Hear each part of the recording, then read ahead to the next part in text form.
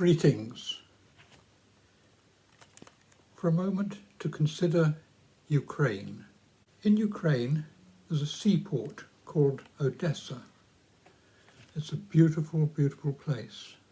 It's a classical city. It's got an opera house, and within the opera house they have ballet, and there's a great art gallery.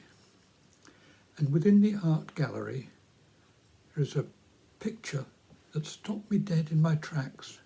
It held me spellbound looking at it. It's by a Russian painter called Nikolai G. Just G-E, G. And it was painted about 130 years ago. And if we look at this picture, we can see that there is in the foreground a Roman in his toga. It is Pontius Pilate, and he's looking across the room at his prisoner, who's rather in the shadows, in darker clothing. And Pilate puts forward the question, what is truth? And surely, right now, that question is so important to Russia, to Ukraine, and to all the world. What is truth? But actually, having said these things, I've prepared a different thought for the day, which I'll now share with you. We're in the season of preparation for Easter, the season of Lent. And so I felt I'd like to talk about what was happening and the pressures on Jesus as we got to the last few days of his life.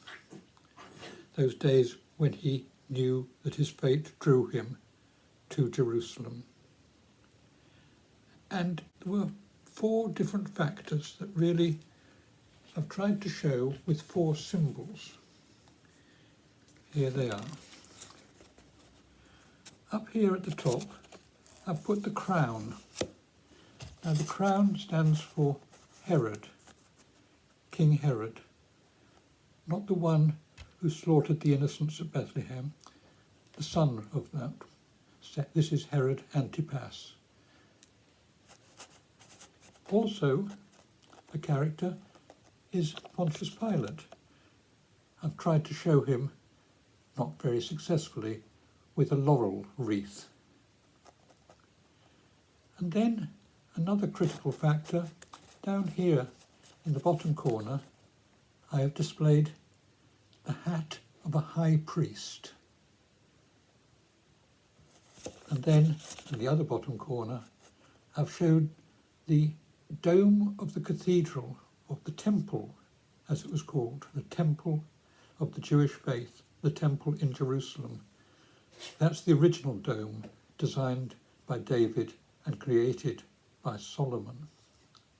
And then in the centre of the picture, I put the symbol of the early Christians, the fish that you could just draw in the dust with your foot as you were talking to somebody. And if they too were a Christian, they'd see, nod and understand. Because Christians were persecuted, so you need to be careful. So let's consider these 4 people. First of all, here we are, King Herod with his crown. He ruled over Galilee. Galilee was up north. It was peasant farmers and fishermen. It was a lovely place. There were big, wealthy estates there, owned by people who came from down south. But this was the place where Jesus was based, and therefore Jesus came under Herod. But Herod was mostly concerned with his own vanity and his own power. He taxed the people for the Romans, because that's why the Romans put him there. He was delegated by them to keep law and order and to raise taxes. But on top of that, he taxed them for himself.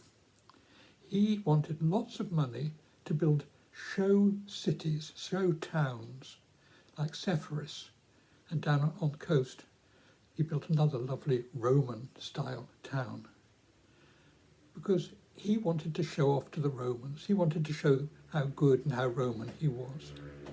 He didn't much care what happened in Galilee as long as there was peace and they paid their taxes. So he didn't much care if the people in the synagogues, the elders, if they said, this Jesus is causing us a lot of trouble.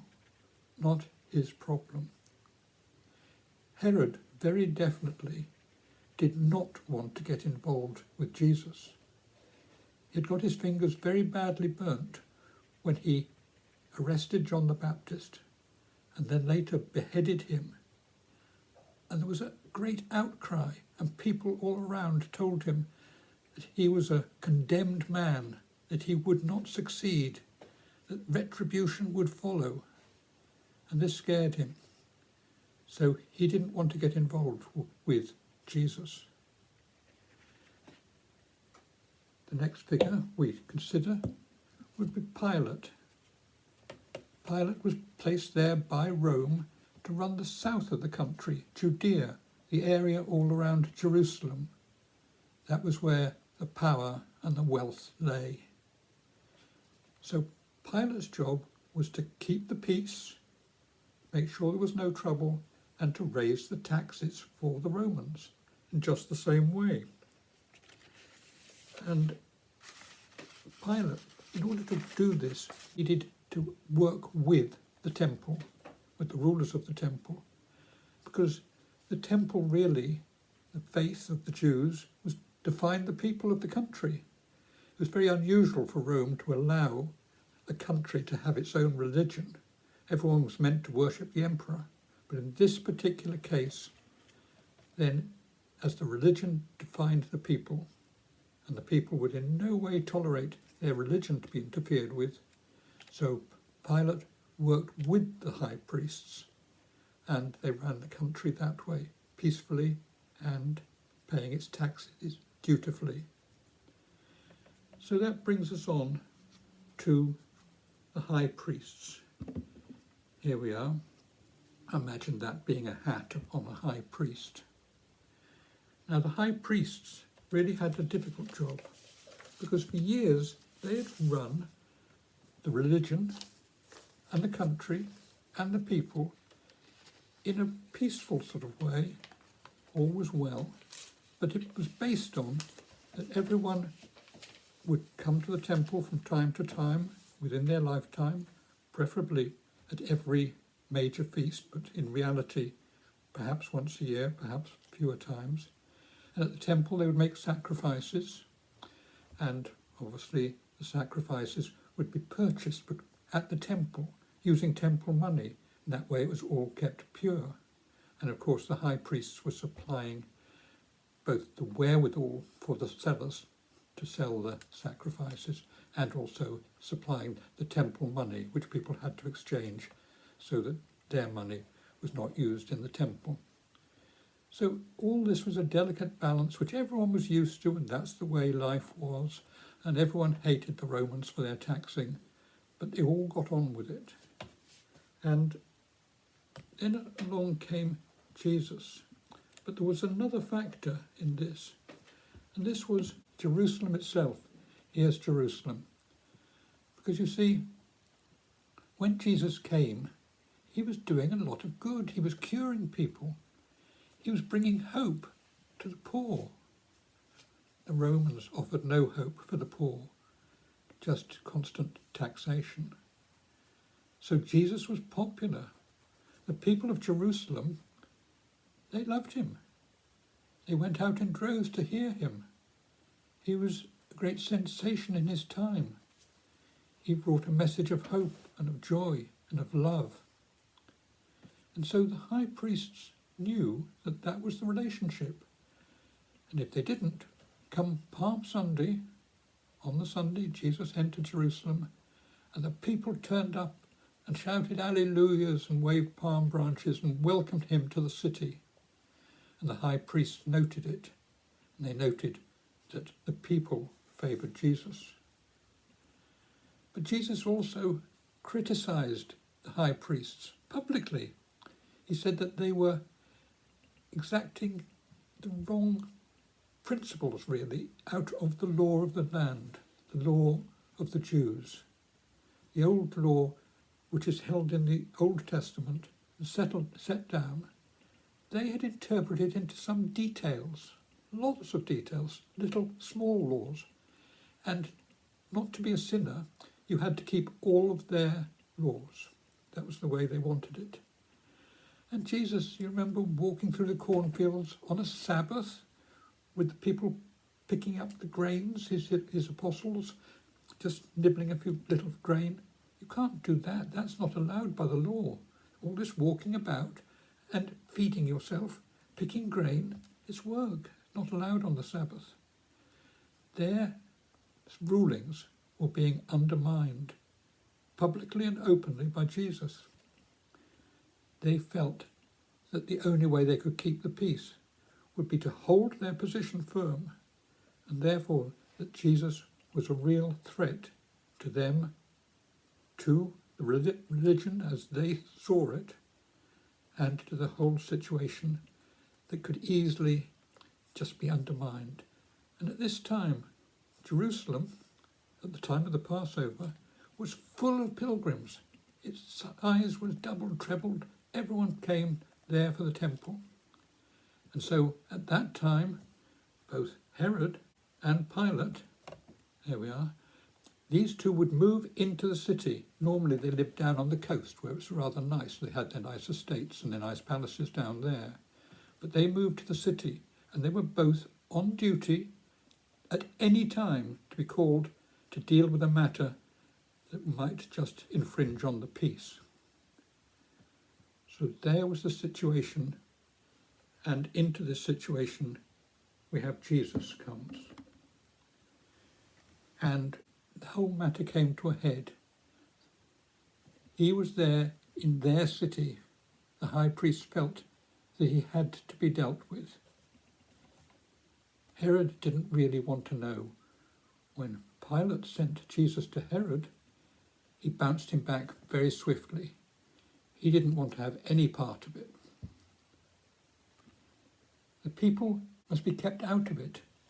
They had to not know what was going on. And so they were kept out of it. And so now we just had Jesus and Pilate and the high priests. And what the high priest decided, that they must find an insider. And they found one, Judas. And they set up the situation whereby when Jesus at night went outside the city to the Garden of Gethsemane, then they had their soldiers go down and capture him and subject him to their trials first, then to Pilate's trial. Now Pilate tried to not take responsibility. He tried to send him to Herod. He came back. He tried to wash his hands of the matter. They wouldn't have it. He tried to release a prisoner. They outwitted him by getting a little dummy crowd, a crowd of people that their agent had assembled, the crowd outside Pilate at the early hours, 7 o'clock in the morning. Who was going to be there from the ordinary crowd? Nobody. But they'd assembled a crowd. So when Pilate said, "Who do you want, Barabbas or Jesus?" the crowd had their orders, and they said Barabbas. And so Pilate was actually left with no alternative. He said, "I don't want to do it. I'll wash my hands on the matter." They said, "If you do that, we will report you to Rome for letting go of someone who's going to cause a lot of trouble." He couldn't afford bad reports going into Rome. And so he did what the high priest wanted. He condemned Jesus. Now, all of this is told in a passion play that we're going to be putting on. This passion play concerning the Last Supper of Jesus with his apostles and leading right through to the time of his death and then his resurrection. is going to be presented on Good Friday in the open air at the churchyard in Fordingbridge, 11 o'clock in the morning. It's all on the posters that you'll see all around, and there we will try to tell to everyone, as broad a public as we possibly can, and the next morning it'll be on the website of the Avon Valley Churches. So this great story, the story of the foundation of Christianity as we know it, is going to be told in Fordingbridge. Fordingbridge tells the Easter story, and I hope you'll either be able to be there in person or there the next day to see it on our Saturday conversation. But thank you for being with me today. May God be with you. Goodbye.